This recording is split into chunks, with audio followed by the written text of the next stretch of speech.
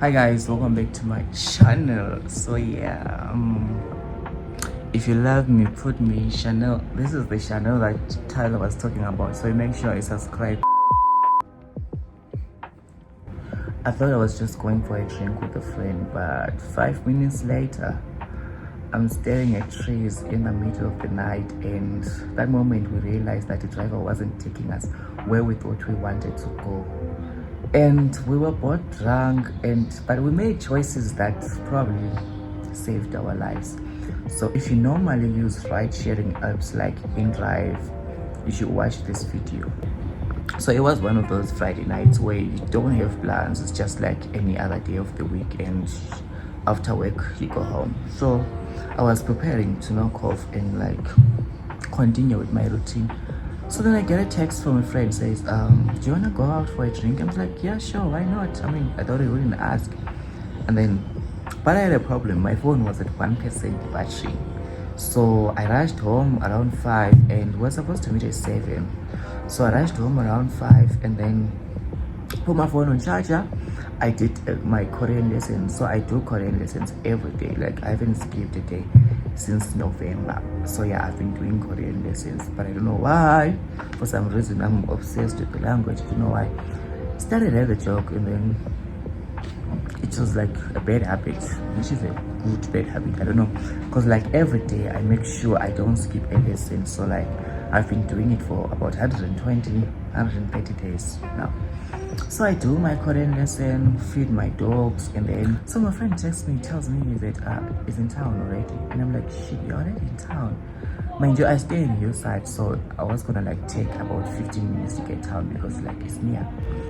So little did I know that this was going to be one of the craziest nights I've ever had. From me getting kidnapped by InDrive driver and also passing out in the bathroom. Yo, a lot happened that night, so stay tuned.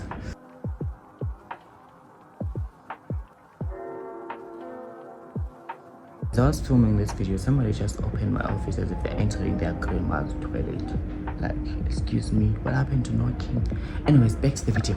I go to town now, and then so like he says he's already in town, okay?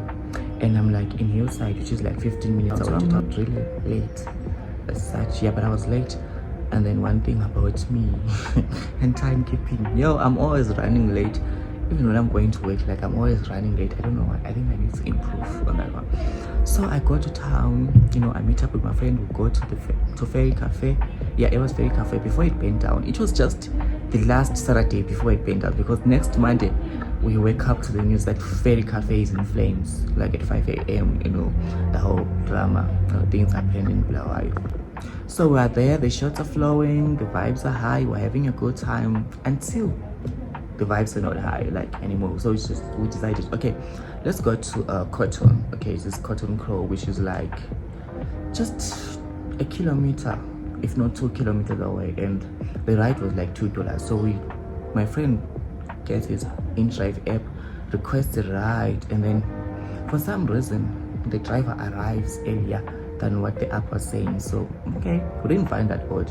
So we go there, the driver, and then tell me, man, we're going to Ferry Cafe, and it says, yeah, it's $2. Mind you, the app already tells you it's $2, because like before you accept a ride, you have to like agree on a price, okay, that you're comfortable with. So the ride is $2. We get in there and we're just chatting, you know, like we're drunk chatting, you know, those drunk chats, you know, I don't know what we're talking about, but we're just on the car, you know, we're going to Cotton, everything is all right until the car stops. Man, it is like we look out the windows. What the hell? Sing up, where are we? He says, this is Cotton. What? And we could only see just a bunch of trees. No man, no man, this is not Cotton. He says, this is Cotton. We ask him, where are we? He's like, this is Cotton. This is where you guys said you wanted to go, and your ride is $5. The ride is $5. That's when I asked my friend, please unlock your phone. Never. Ain't no way. The ride is $5, but the ride was $2. What are you trying to do? So I thought we were that drunk that he was going to take advantage of us. But no, That's when we enter defense mode. It's like, no. So we look at him like, what are you trying to do? This is not cotton. And then I asked my friend to unlock his phone because that is where we have the driver's information. Then my friend is just still trying to unlock his phone. And I tell him again, if you do not unlock this phone, man, we are screwed. So you need to unlock your phone. He unlocks his phone. I take screenshots of the driver information and everything. Then I send them to my sister. Then I delete the messages for me, just in case he has like access to my phone. You know, when you send something, then somebody deletes for everyone. And there's like no evidence at all. So I sent those messages to my sister, and I tell her, I'm deleting these messages for me, but you're going to have the copy of the messages, because if anything happens to us, it's this man. Now I tell this guy, like, so you know, if you try anything funny, mister, if you try anything funny, you don't know who my sister is. And by the way, now I'll tell you later. So I say, if you try anything funny, you do not know who my sister is, and you are going to be in trouble. Like, I don't know you, you don't know me, so please, may we not disrespect each other. Like, we have all your information right here, and so you do anything funny, I've already sent all the screenshots to my sister, and bruh, if anything happens to us, you'll be in for it.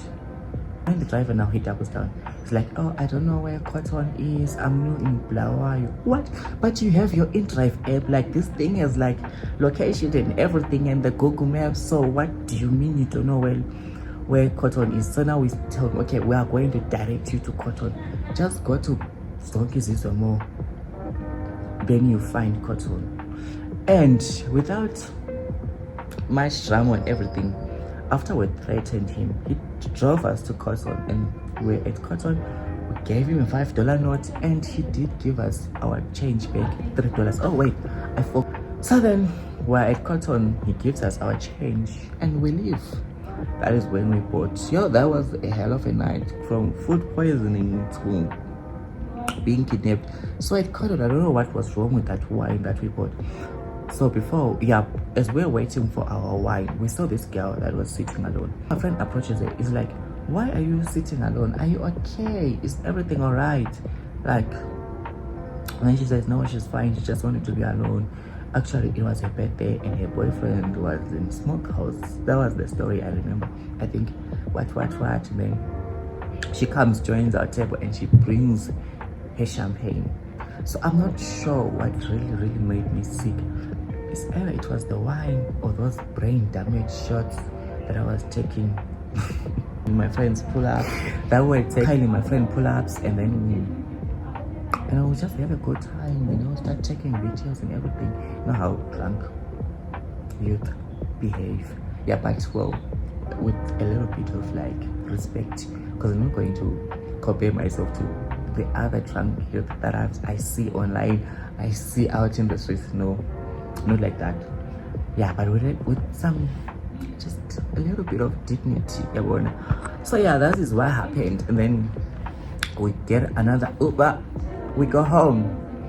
So when we got home, I went to the bathroom, and then yeah, that is what I remember. I remember going to the bathroom. Then the next morning is 9 a.m. I wake up and I'm in the bathroom floor, like, what the fuck happened? You know, it's a good thing that I passed out when I was at home. Imagine if I passed out in the street, it was gonna be so embarrassing. Cause I've never, you know, when we go out and everything, I'm always the responsible one. I do drink. I'll be as drunk as everyone else, but like, I'll be more on that. You know, I'll be more alert. So me passing out on the bathroom floor was not what I anticipated. Anyways, after that, I got sick like for the entire day, if not up to the following day, because like I was so sick. I kept throwing up and everything, and I haven't touched alcohol ever since then. Like, I haven't touched alcohol. But lesson learned. So if you are gonna take a ride alone, if you are going to take a ride, make sure you save the driver's information, because people are hungry nowadays. Not that people are hungry. People are just crazy. They just do crazy stuff. You never know. So you do make sure you keep the information, just in case you get robbed. You have some way to start. Although sometimes it's hard to catch these criminals, but I trust the Zimbabwean law, because like they catch trust Zimbabwean police. No, maybe if your phone gets stolen or like these minor things, the police won't do anything. But get murdered or get no, I think I went too far. Okay, I went too far. But like get robbed or something, the police will like get robbed, kidnapped. No, the police will like deal with you swiftly. So that's what I like about Zimbabwean police. Anyways, make sure I save this information. And also sometimes if you're late or something, if you're late or something, make sure you do not get on that ride alone, especially when you're drunk, because most people get assaulted, all kinds of assaults, and get taken advantage of, or but like in Zimbabwe those stories are rare, but they are there. I've heard, especially taking private cars at night. Like for me, in Hillside where I stay, like if you don't have a car, it's a bit of a challenge because like the transport, may be scarce, but not ever. Maybe once, I remember it was a truck. Imagine a truck, anyone can kidnap you. It was a truck. I only took a ride from a private car once, and that was a truck, and I was running late for work. I had no other option, and the driver was okay. You also don't judge a book by its cover, but make sure you avoid private cars at night, because you never know. Maybe it'll be the last person we hear. It'll be the last time we hear from you. So you make sure you don't go alone again, especially when you're super drunk, because these drivers will show you. I mean, it's not as bad as our neighboring country, because like imagine if we were in South Africa, we wouldn't have had time to negotiate, telling the driver that we have taken the screenshots, we are sending your sister, bruh. According to what I hear and what I see on these leaked footages, there is no time for that. Like once you see the car stopping, just know it's over for you, because they would have already snatched your phone or something.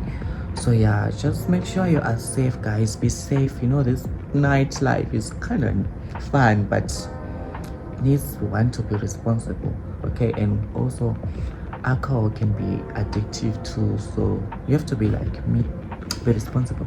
So I haven't touched alcohol. Like I said, I haven't touched alcohol since the day, because whenever I see alcohol nowadays, I just get some nausea, and it's like, ew, I want to throw up. I feel that pain. I feel sick when I see alcohol lately. I don't know why. I start feeling sick. It's like I'm taken back to those days where I was sick, having my long hangover, having my big hangover. Anyways, I think we're done with this video. So make sure you stay safe. I'm going to see you on the next video. Oof, that was hard telling you still. Shout out to my hair. This is my pride, guys. Like, I'll tell you a story one day on why and how we got here, and why I started, keeping my hair. So, bye.